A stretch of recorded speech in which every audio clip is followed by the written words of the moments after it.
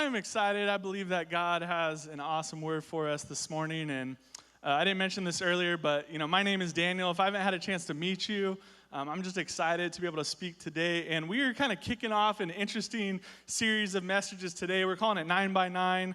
It's now kind of become 8 by 9, but we're going to have different speakers other than the next service speaking at every single different service over the next 3 weeks. So there's going to be a different speaker at 9 o'clock, 10:30 downtown. So a couple of things I'd encourage you with that. First of all, if you get a chance, it'd be awesome if you kind of ventured out, went to another service. Like, even if you're here this morning, it'd be cool if you come downtown tonight. Support my boy JJ. He's preaching tonight downtown. It's going to be great. And so it's just an exciting opportunity that you have to be able to hear from a lot of different people. And to me, one of the things I love about preaching in this place is I recognize every single time I have the privilege of being up here that I am preaching to a diverse crowd, right? I'm preaching to people from all kinds of different backgrounds, all kinds of different experiences, all different ages. And I'm trying the best I can, right, to communicate God's word in a way that would be relevant to you no matter what your background or where you come from. But something that I'm really excited about in hearing from a lot of different preachers over the next couple of weeks is you have an opportunity to hear different people's stories and to kind of hear from different voices, right? Because the way in which God got a hold of us and our story impacts the way in which we're going to communicate. And so I think that's something that's just beautiful and unique, right, about the people of God, that God is bringing together diverse people from different backgrounds to be able to share one unified story about who God is. And so not only are we going to preach over the next couple of weeks, but also you have an opportunity to hear a little bit of people's stories. And when people ask me about my story, one of the first things that always comes to my mind is, I think, which story? Right? I don't know if anybody can relate to this, but isn't it true, especially if you've lived a little life, that life has so many different seasons? And each season brings with it a whole different story. So when people are like, what's your testimony? What's your story? I'm thinking, okay, do you want to hear the story of how I came to know Jesus as a child? Do you want to know the story of all my terrible dating relationships and my journey through that mess and how God ultimately led me to my beautiful wife, Whitney? Do you want to know the story of, how I felt called to become a pastor, or how my wife and I ventured out to start a nonprofit? Do you want to know the story of my own battles with mental health and with anxiety? Do you want to know my stories of addiction and working my way through my past and working my way through hurt and finding a different way to cope? Do you want to learn the story of how my wife and I went through a journey of infertility and miscarriage and spent multiple years, right, going through that whole process? You want to hear our story of adoption and how our family came to be? The point is, we have different stories, right? Many stories that all weave together into one large story. And the reason why I share that with you is because I think a lot of people, when they think of, hey, what's your story, they only think of one thing. And I think we do a disservice to people when the only valid story in the church is hey, before I knew Jesus, my life was a disaster, right? And I was on drugs, and I was in gangs, and I was in prison, and then Jesus got a hold of me, and now my life is amazing. And that's a valid story. Some of you in this room have that story. I have friends with that story. Praise God for that story. But how many of you know that's not the only story of faith? See, my story is I was blessed to be raised in a Christian home and to learn some beautiful things about Jesus at a young age. I feel like I gave my life fully to Jesus in my teenage years. And yet something that's unique about my story is because I came to faith early on, a lot of the most difficult things I've faced in my life, some of the biggest failures and mistakes that I've ever made in my life, have been after I came to know Jesus. And actually, after I had the title pastor, a lot of them, which might shock some of you, and you're like, I don't know if I want to listen to this guy anymore, but it's the absolute truth. But I think what's beautiful about that, the fact that I've experienced a lot of pain and mental health struggles and battles after my journey of faith, is that it helps to illustrate that faith is not just a moment in time, but it's a journey. And we're all on the journey. And the journey keeps going, right? The journey has different seasons and different stages. In fact, the ancient Christians, the early believers, used to talk about faith not only as a journey, but a journey that had different stages, different levels, different seasons, different times, right? And that's exactly what I've experienced. And so what I want to share a little bit with you today is about some of the things I've been learning in my newest season of life, and because I've gone through a season in the last couple of years that's been absolutely transformative for me, where I have recognized that even though I truly did give my heart to Jesus at a young age, that a lot of the ways in which I was relating to God and a lot of the ways I was trying to live out my faith were misguided. And that God was inviting me into a new space. And so that's what I want to share with you today. I hope it'll be helpful to you. And what I want to do is I want to center this sermon around a text that's, I knew it growing up. Like, I probably memorized this as a kid, and yet I've come to a deeper understanding of this verse in the past few years, and it's absolutely been liberating for me. So I pray that it'll be helpful for you as well. So I'm going to preach out of Matthew chapter 11, beginning in verse 28. If you got a Bible, you can follow along. If not, no worries. It's going to be up on the screen. But this is a verse that if you grew up in church, you're probably familiar with. If you didn't, maybe not. But this is a verse a lot of you have heard, and yet I think that as we reflect on it today, it can be absolutely transformative for you. So Matthew chapter 11, beginning in verse 28. And this is what Jesus says. He says, "Come to me, all of you who are weary," right, who are tired, who are exhausted, who are burnt out, and who carry heavy burdens, and I will give you rest. I just want to stop right there because I want to acknowledge that I don't know everything about you. I don't know where you come from, what your whole backstory is, but here's one thing I probably do know about you. You've got some burdens in your life. You've had some moments in your life where you feel tired, where you feel weary, where you feel exhausted, where you feel burnt out. If we're honest, we're going through a season, even in history and time, where we're experiencing just a monumental amount of exhaustion, burnout, and stress, like on a societal level, right? We're coming through a global pandemic. We're coming through not only political tension in our own country and around the world, but so much so that people have lost friendships over it. Right? And those are just a few of the things going on at a macro level. We're getting 24-hour fear news cycle where every time you pick up your phone, you hear about another tragedy and something dark and evil that's happened around the world. And people carry the weight of that. And that's not even talking about the things that are going on in your own life. Right? The stress that you feel as a student preparing for your finals, the stress that's going on in your marriage, the struggles that you're having with your children, the financial burdens that you have on you, all of the individual things that you're carrying. And so I think if we're honest, so many of us are tired, right? We're carrying burdens in our life that feel heavy. And Jesus has a very simple invitation for us this morning that we might miss because it seems so simple and yet it's so profound. He says, "Come to me. Come to me." Because if we're honest, when you feel tired and burned out or you feel like you have a burden on you, I guarantee you go to a lot of places other than Jesus. I know I do. One of your first reactions to stress or to being burnt out or being tired might be, man, I need a vacation. I can't wait for the weekend. I need some sugar, right, so I can eat my feelings away. Whatever your drug of choice is, I need to binge watch the newest Netflix show, whatever. All of those are methods for avoiding so that we can feel better for a little while, and then we enter right back into the life of burden, right back into the life of stress. But Jesus gives us a different invitation, which is come to me.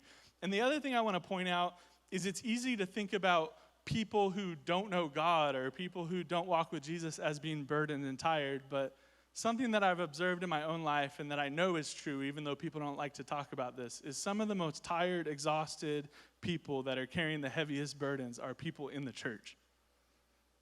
Jesus people. Because they've added new layers of burdens like shame into their life. So not only do they carry all the things everybody else carries, but because they have an image of God and an image of the way they should be that is not quite right, then they feel like they're not living up to a certain standard and that everybody else around them is going to judge them. And so people begin to develop a secret life and they don't feel comfortable sharing what's really going on. And it just adds to the burden. I know some of you relate to that, right? Where you feel lonely, you feel alone, you feel isolated, you feel like nobody understands. And so Jesus says, "Come to me." And then he continues, he says something really funny. We'll come back to this and explain this in a second. But he says, "Take my yoke upon you. Let me teach you, because I am humble and I am gentle at heart." And by the way, that right there is profound, right? I could do a whole sermon on that Jesus is humble and he's gentle at heart. Colossians says that Jesus is the image of the invisible God, which means if you want to know what God is like, you just look at who Jesus is. And Jesus says, I'm humble and I'm gentle at heart. Is that what comes to your mind when you think about God? Or did you grow up thinking God is demanding, God is angry, God is distant? And yet Jesus says, I'm humble and I'm gentle. I think that's so liberating for us this morning. And then he ends with this. He says, for my yoke is easy to bear, and the burden that I give you is light. And I mentioned earlier that yoke, this word yoke that's used twice in this verse here, it might be kind of weird, right? Even if you grew up in church, I don't think most church people know what yoke means. The only thing we think of in English when we think of yoke is like the middle of an egg. And that clearly makes absolutely no sense in this context. Like, what? Yoke is like, okay, I don't get it, right? But if we do a little digging into the context here, a yoke was a farming instrument. In fact, I have a picture of it behind me, but it was essentially a piece of wood that you would put over the neck of an animal, and most commonly, you would put it over the neck of an ox, and it would connect them to another ox, and then they would be pulling a plow behind them, right, to tend to the ground. And so a yoke was something that went over your neck, right, that connected you to somebody else so that when you pull together, it would lighten the load. So when an ox is yoked to another ox, not only are they capable of pulling so much more together than they could ever pull individually, but the burden on them is lighter. Do you see the analogy here? That when you're yoked with another ox, that you can pull way more than 2 times what you could pull on your own. That's the image that Jesus is using. But the analogy goes both ways, because it was also common during this time that if you yoke 2 oxen together, Paul actually uses this analogy when he's talking about relationships in Corinthians, but if you yoke 2 oxen together who were both pulling their weight, then the load for both people was light. But if one person was doing all the work, if one person was pulling all the weight, if one person was stronger and the other ox was not, then it could put so much pressure on their neck that it would literally kill them, literally break them, right? And so a yoke in the Old Testament was actually an analogy that Scripture uses many times for slavery or subjugation, for somebody putting a burden on you that you couldn't carry on your own. Right? Like in the Old Testament, it referred to the empires like Egypt who enslaved God's people. And it says that when God brought them out of Egypt, that he broke the yoke of the Egyptians. Do you see that? That a yoke could be like you're putting pressure on a people. In Isaiah, it says that the kind of fasting God desires is the kind of fasting that loosens the chains of injustice and breaks the cords of the yoke, that sets the oppressed free and breaks every yoke over people. So the idea is that a yoke can be a tool to loosen your load or to lighten your burden so that you can go further faster in cooperation with another animal, or it could be the thing that kills you. It could be the very thing that enslaves you. And so think about this. Jesus was preaching to a group of people who had experienced a lot of yokes. He was preaching to a group of women who lived in an empire that had the yoke of patriarchy over them, right? Where so much of what they could do in life, or whether or not they could get educated, who they could marry, all of these things were dictated by somebody else who's in power, right? That's a burden on people. So you have the yoke of the empire that was oppressing the poor, that was oppressing women, that was oppressing the marginalized. You have the yoke of sin, right? Anybody experience that in your life where people abuse you, people make bad decisions towards you, or maybe you've sinned towards somebody else, and what does it do? It puts a heavy burden on you, right? It makes your life heavy. It makes your life difficult. There's consequences to it. It provides a sense of guilt in your life. That's the yoke of sin. But there's another yoke that I think Jesus is kind of referring to in this analogy, which is the yoke of bad religion. And here's my point, is Jesus was preaching to a group of people who knew a lot about God, right? They had grown up hearing the Old Testament. They had grown up learning the Scriptures, and yet they were carrying a burden in their life, and in many ways, God felt like the burden to them. That they had imagined that God is somehow a demanding taskmaster, and there's all these rules I have to follow, and if I don't follow them perfectly right, then God is going to be angry. And what does that do? It puts a burden on people. This is why Jesus, by the way, was so controversial, because he was constantly preaching good news to the poor, to the marginalized, to the outcast, to women, to people who were viewed as sinners, to prostitutes, to tax collectors, and those kinds of people, the people that you wouldn't imagine being Jesus people, religious people, loved Jesus because he was humble and he was full of grace and he was giving them an invitation to a new way of living. But you know who was very offended by Jesus and who Jesus constantly got angry at? The teachers of the law, right? The religious teachers, the ones who taught about God. Why? Because the way in which they were speaking about God put a yoke on people. It put a burden on people that was heavy, right? This is what Jesus got angry about, that people were putting obstacles in the way of other people coming into the kingdom of God by the way in which they would talk about God. And so, again, what Jesus is saying here is very controversial, but it's very beautiful. What he's saying is, when you serve and obey and follow Jesus, his yoke is easy to bear. That he's the one who's pulling the weight. He's the one that's carrying the burdens. And my question to you this morning is that the way your relationship with God feels? Is that the way that you imagine God to be, or do you imagine something else? Because I think if we're honest, if you're in this room and you don't call yourself a Christian, I bet you that there's a good chance that part of what has kept you from wanting to enter into a relationship with God is your perception of what God is like. And you think that God is not a burden lifter. You think God is one who puts burdens on people.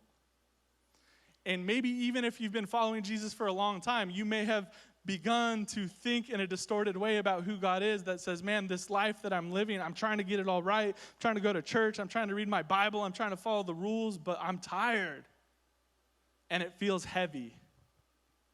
And so Jesus is inviting us into a new way of living, right? He's inviting us to take on his yoke. And by the way, before I move on here, I would say that what I call the yoke of bondage, which is, you want to call it the yoke of religion, whatever you want to call it. It's a way of thinking about God that just leads to heaviness. It's marked by a couple things. Like if you're a note taker, you could write these down. Maybe these would be helpful to you as you're reflecting on how am I living, how am I thinking about God? Am I living in the freedom and grace of the kingdom of God, or am I living in something else? The yoke of bondage. Here's a few things that I just observe in my own life and working with people is, a yoke of bondage is marked by fear. Fear. Fear of God, fear of judgment, fear of messing up. Not good fear, because the Bible says the fear of God is the beginning of wisdom. That means you respect God, you understand who he is, you revere him, you understand that he's ultimately in control, that God has unlimited power, right? That's a positive thing. But I'm talking about the kind of fear that says, oh, I can't talk to him. I can't trust him.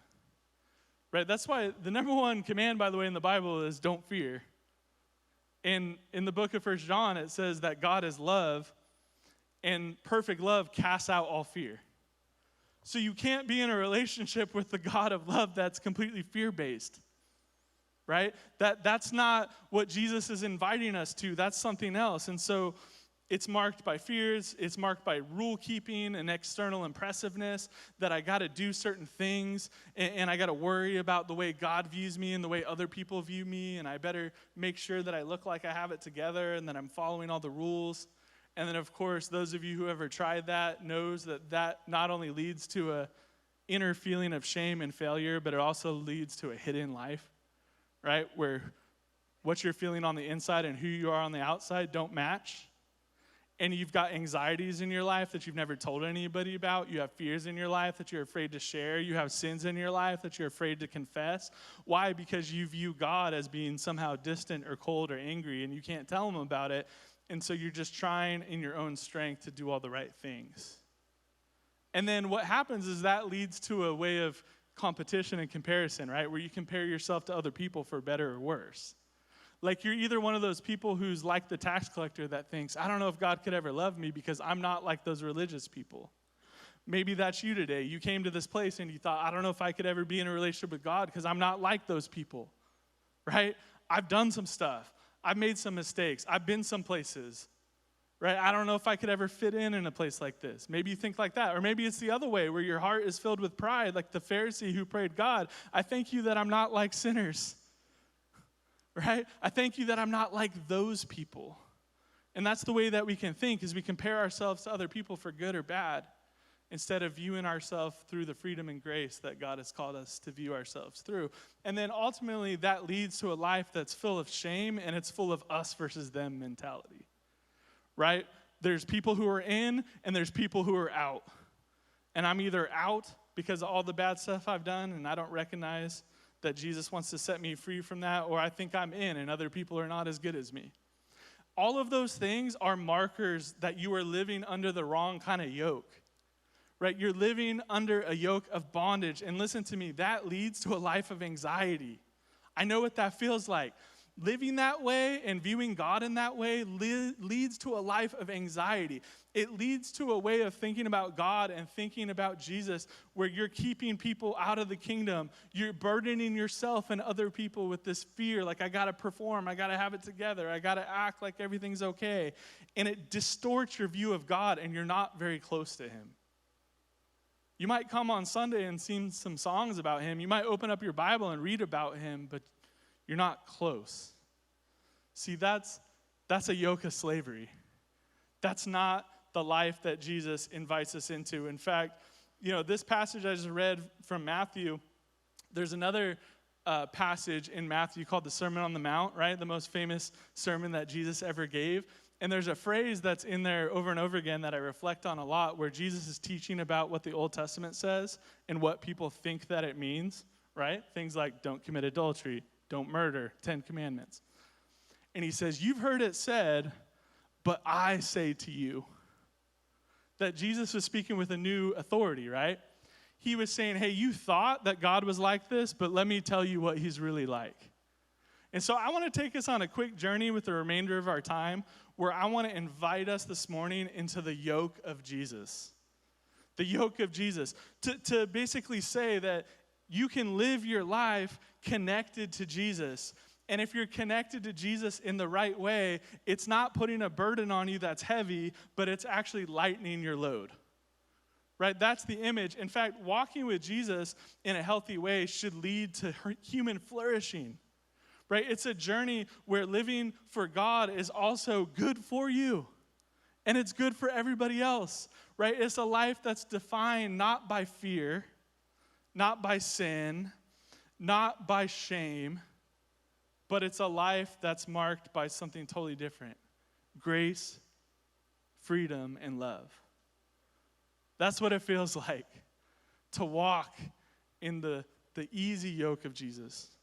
To know that you could come to him confidently, you can give him your burdens, and that he'll carry you through the journey of life. So I want to reflect on those three things really quickly, and then we'll kind of wrap up. But I want to talk about them real quick. The first one is grace.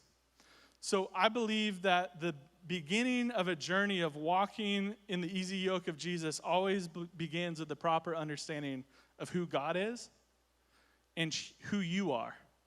And I'm going to try to explain this to you, but I have to be honest that sometimes it can't just be explained, it has to be experienced.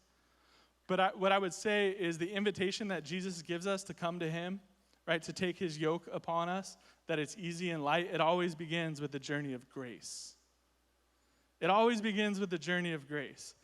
Like when you experience God's grace, it changes everything. See, learning to live under the yoke of Jesus means that you transform the way you think about God, where you no longer think of God as some kind of harsh, distant, uncaring, unloving, just person who's out there who maybe just flies off the handle and gets angry at you for some arbitrary reason. And instead, it's moving into a deep understanding that God is more like a loving father. And this is very important. Because if you've grown up in church, you've heard that before, right? Maybe it didn't hit you as hard as the way it should hit you. But I want you to think about this, that when Jesus came to the earth, that Jesus was Jewish, right? He grew up in a religious environment. He grew up as a part of the Jewish people who were taught from a very early age about that they were God's people, this whole story of the Old Testament, that God had given them the law and Moses and liberated them from Egypt and brought them into the promised land and this whole thing, right? And in that way of understanding, people were taught to relate to God in a certain way, right? God is a righteous judge, which he is. God is the God who provides, the God who sees, all these things. And so when Jesus went to the synagogue every week, he would hear people pray to God. And here's what I can tell you, that people would always start their prayers by saying something like, "O most holy God, the one who hears our prayers, the God of Isaac, the God of Abraham, the God of Jacob." But when Jesus began to teach people how to pray, do you know what Jesus did and how Jesus talked about God? He called God Abba, Father. I don't think we understand how crazy that is, that before Jesus, nobody would have approached God in that way.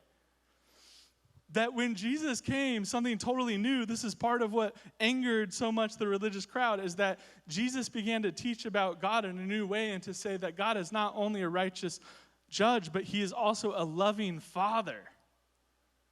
That you can come to him and have a closeness and have an intimate relationship with him, that he's not distant, he's not unapproachable, he's not fuming with anger. He's a generous, loving, gracious, merciful father.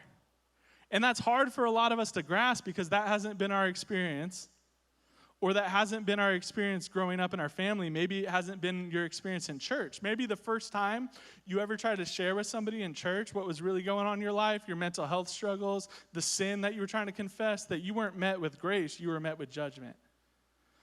But listen to me, grace is always the beginning of a true relationship with Jesus. And even though I experienced God's grace my whole life, even as a young child, I experienced God's grace that drew me into the family, right? Like Hebrews says, his kindness leads us to repentance. I've been on a journey even the last couple years where I realized that there were so many things in my life that I was trying to carry on my own because I was afraid of what people would think about it if I was honest with them. And what's completely transformed my life is when I got the courage to share with a close friend or to share with a therapist or share with somebody in the church what was really going on inside, and their response to me was grace. Because when you experience grace from another person, God uses that to show you that that's just a picture of what he's like. That he's so much more gracious than any person could ever be to you. That's who God really is. Look at this scripture in Matthew chapter 7 where Jesus talks about this. This is so crazy. It's hard for me to think about this verse these days without crying because I have a 2-month-old son. His name is Judah. He's on my shirt today. And Judah can't really do much of anything right now, right? Other than cry, poop, and eat. I mean, that's about it. And so the point is, he hasn't really done enough in his life to be able to judge him based on his performance one way or the other, right? He doesn't go to school. He doesn't get grades. He doesn't play sports. All the things that tend to define us as we get older, if you grew up in a performance-based environment where it's like, hey, I love you, but you need to be good at this. You need to excel in that. He doesn't have any of that. And yet when I look at him, all I have for him is love. All I have for him is grace. And Jesus says that's the way God looks at you. Look at this in Matthew chapter 7. He tells this funny story about a kid asking his parent for a loaf of bread. And he said, what if the parent gave him a snake instead? Like, that's evil, right? That'd be messed up. Like if your kid asked you for something for Christmas and you just got him a snake instead. Like they opened the box and like, you know, it's terrible. And so Jesus is like, nobody would ever do that unless you're a total sociopath. And that's a whole different message. But he says this. He says, so if you sinful people know how to give good gifts to your children, how much more will your heavenly Father give good gifts to those who ask him? Here's my point. So many of you are carrying the burden of believing that God is not a loving Father, that he's distant, that he's far off, that he doesn't care, that he's angry, that he's mean. But I want to invite you into the yoke of Jesus today, and it begins with grace. It begins with understanding who God really is. And you know who God really is? He's a loving Father who knows how to give good gifts to his children. That's who God ultimately is. And listen to me, when you understand who God is, then it changes who you are. Right? You can no longer view yourself as just an unimportant person or somebody who is a slave who just has to do whatever God says because if I don't do it, then he's going to he's going to condemn me to hell. Like, no, you are a child of God. Right? You are somebody who is made in the image and likeness of God. The things that God put something inside of you, right, that makes you human, that reflects back his image. That's the beauty that every single person in this room has this morning. And so Jesus says that when you enter into a relationship with God and when you give your life to Jesus, look at this in John 15. He says, you are my friends. Like, if you do what I command you, you're my friends. I no longer call you slaves because a master doesn't confide in his slaves, but now you're my friends since I have told you everything that the Father has told me. This is the point, is that the invitation that Jesus is giving us to come to me is an invitation to be family. To understand that God is like a loving father and that you are his son or daughter. That is a completely different way of living than a lot of you were taught growing up in a church. And if you actually live that out, you don't just believe it in your head, but you live that out, it transforms absolutely every single thing about you. To recognize that you are under grace, not fear. That you serve a God who deeply loves and cares about you. And when you fully understand that, it leads to the second thing, which is freedom. See, here's the thing, is a lot of people believe that if you talk too much about God's grace and you don't yell at people enough, and you don't tell them enough about how they're going to go to hell if they don't follow the rules, then people are just going to do whatever they want. And that it's going to lead to just complete lack of constraint, and it's going to lead to evil. And so, even in this place, we've been accused sometimes of teaching grace too hard, right? You talk about grace too much. You need to talk more about judgment. And listen to me, don't get me wrong, like, God is a God of righteousness, and that's a part of his love. And that's necessary. Nobody would want to live in a world where there was absolutely no consequence for evil. That's not a good father, right? If a father is good and loving, he ultimately also has to deal with disobedience. And so I'm not diminishing that part of who God is, but what I'm trying to say is that grace doesn't lead to sin if you really understand what grace is all about. It leads to freedom. Grace leads to freedom. See, if you understand that God is your loving father and you are his beloved child, then you understand that God is not the taskmaster who's making your life hard and loading you up with burdens. He's the one who wants to take your burden. You know who the taskmaster is? Sin. Sin. The things in your life that are not from God, or they're not just a list of arbitrary rules. They're actually a brutal slave master.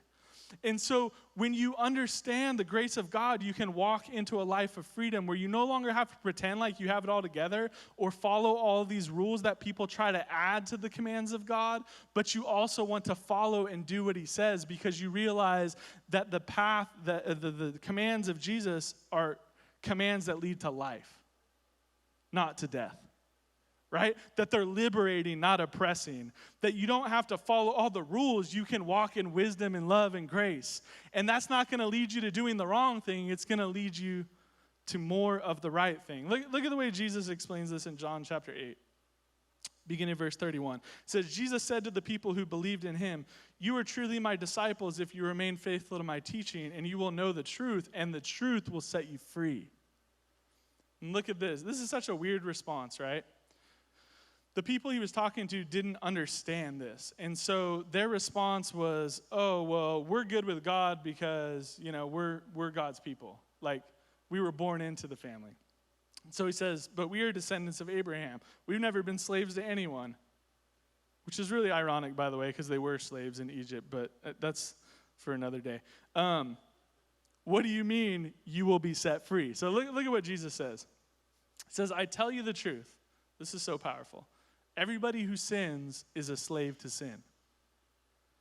A slave is not a permanent member of the family, but a son is a part of the family forever. So if the son sets you free, you are free. Here's the point. Some of us have been living like slaves when Jesus is calling us to live as sons and daughters of God. You can be a slave to the law or a slave to sin. A slave to the law is somebody who says, I don't trust that God is good. I don't trust that the things he says make sense. And so I'm just going to add a bunch of rules, make it complicated, try to follow a bunch of things that God told me I don't even need to do. and feel a bunch of shame when I mess it up. That's what people did during Jesus' time. Think about this. You know, one of the commands in the Old Testament that God gave his people is to obey the Sabbath day.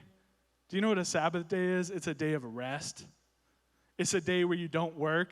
It's a day where you just enjoy being you, and you're not defined by what you do. You're defined by who you are, and you can rest in God's mercy and grace. Do you know what that command was? It's a gift. Because how many of y'all know if we just worked every freaking day of our life, that's exhausting. God created the weekend, right? Like, God tried to give us this gift of rest. He created sleep. That's my point is his command was not a burden. His command was a gift. And yet, what did the religious teachers of the law do? They started adding to it. And they're like, okay, we're not supposed to work. Well, what is work? Like, if you open a door, is that work? If you light a fire, is that work? And they started making it so freaking complicated, adding all these rules that what was intended to be a gift became a burden to people. And it became so twisted that people stopped actually understanding the point of it, and they became enslaved by trying to follow all the steps. So much so that one of the things Jesus did that really made religious people angry, he did a lot of these things, but one thing he did is he healed on the Sabbath. And the religious leaders tried to tell Jesus that he couldn't be the Son of God because he was breaking the law, because the law says obey the Sabbath, which means don't work, and they argued that healing is work. Because if someone falls in a ditch and you got to pull them out, that's work, right? You had to do something. They're like, you should just be at home all day, Jesus. You shouldn't be healing people. And what did Jesus do? He helped them see their hypocrisy, that by trying to follow and add all these lists that God did not create, they missed the very point of it. Right? The very point of the law is not bondage, is liberation. That the Sabbath was meant to heal us. And so, of course, you can heal on the Sabbath. So that's my point, is one way we complicate it is by adding, but the other way we do it is by acting like we should just do whatever we want because sin isn't that bad. But what Jesus says here is that that's a false freedom, because if you just do whatever you want, it's not actually leading to your freedom, it's leading to your slavery. How many of you have experienced that? That you're like, I can do whatever I want. You know, I can drink, I can do whatever. I don't need all these rules. But what you find is that the things that you're boasting about are actually ruining your life. They're creating a bondage that you can never get out of, right? Oh, I can watch whatever I want. Cool, but what if that starts to distort the way you think about other people? And you begin to objectify them. That's why Jesus always moves us from the law to grace. But when he moves us from the law to grace, from the law to freedom, it doesn't mean that we no longer have ethical standards. The ethical standards actually increase, right? Like, think about the Sermon on the Mount where Jesus says, you heard it said, don't murder. But I tell you, if you even hate somebody in your heart, you've already murdered them in your heart. The law says don't commit adultery. But I say if you even lust after a woman, you've already committed adultery in her heart. What is he saying? He's saying, y'all made these complicated rules. You're not under rules. You're under grace. You're under freedom. But when you understand who God is, you understand who people are, then how could you look at a woman and just use her as an object for your own pleasure? Instead, you humanize her and you understand who she really is. Like, the point is, living in grace does not lead to sin. Living in grace leads to freedom. And that's what Jesus wants for us. I'm going over time. I got to wrap this up. So, next verse here, 1 Corinthians 10. There was a group of people that were saying to Paul, man, if we teach too much grace, then, people are going to do whatever they want. And they had that attitude of like, okay, cool, Jesus died for us. He forgave us. Cool, we could do whatever we want. So they would say this phrase to him, I'm allowed to do anything. I'm under grace. I'm not under the law. I can do whatever I want. And this is what Paul said to them. You say you're allowed to do anything, but not everything's good for you. You say I'm allowed to do anything, but not everything is beneficial, right?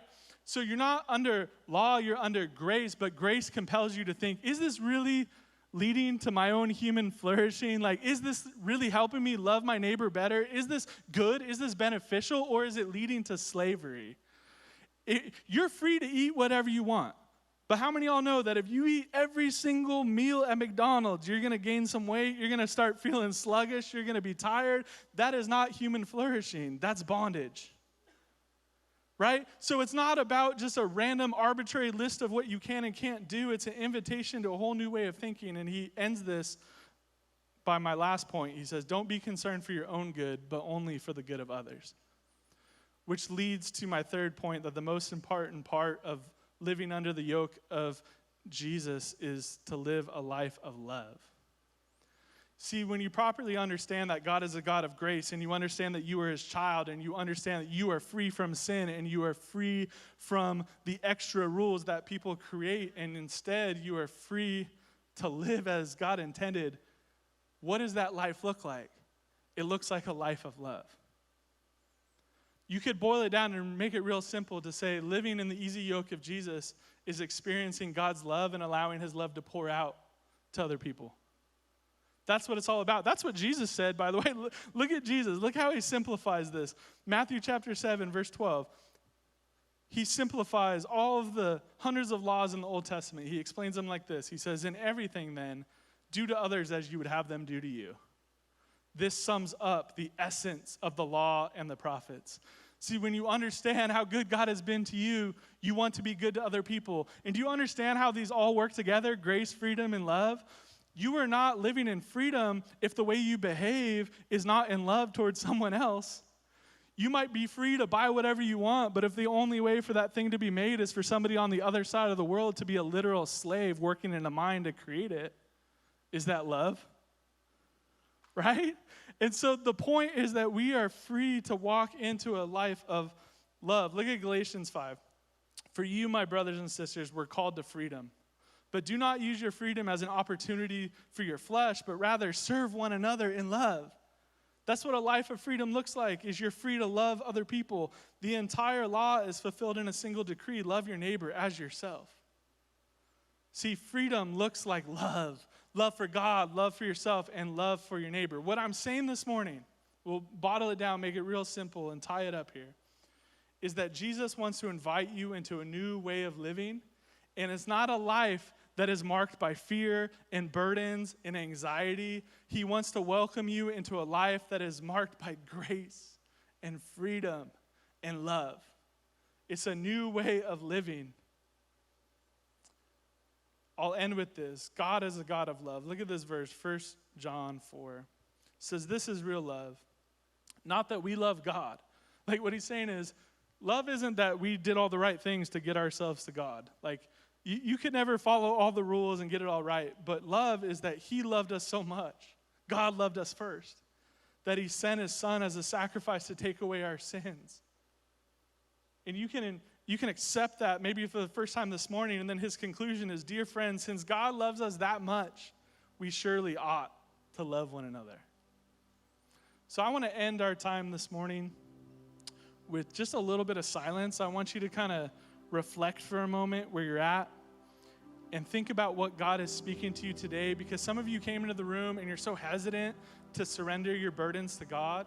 You're so hesitant to surrender your life to God because you have been taught a warped version of who God is and who you are and what sin is and what freedom looks like, that you're afraid. But I want to tell you today, you don't have to be afraid. Jesus is inviting you not to a life of burden. He's inviting you to a life of freedom. He wants to take away, actually, he wants to walk with you under his easy yoke and pull the weight. Right? So you don't have to carry that weight any longer. And so maybe this morning what God is convicting you about is that you need to trust him. You need to surrender your life to him for the first time. And for some of you, you've been following Jesus for a long time, but I think somewhere along the way, there's been a distortion in the way you've thought about God or the way you've thought about yourself, and what was intended to be a life of grace and freedom and love has become about obligation and shame and fear. And those things have no place in our relationship with God. So I want you to reflect real quick on what God is speaking to you. I'm just going to end by reading these words again that we started with, and then we're going to worship together. So imagine right now that it's not me who's speaking, but that Jesus is just speaking these words over to you. He's speaking them fresh as a fresh invitation. Whether you're new to faith or you've been living it for a long time, come to me. all who are weary, all who carry heavy burdens, and I will give you rest. Take my yoke upon you. Right? For my yoke is easy and my burden is light. Amen.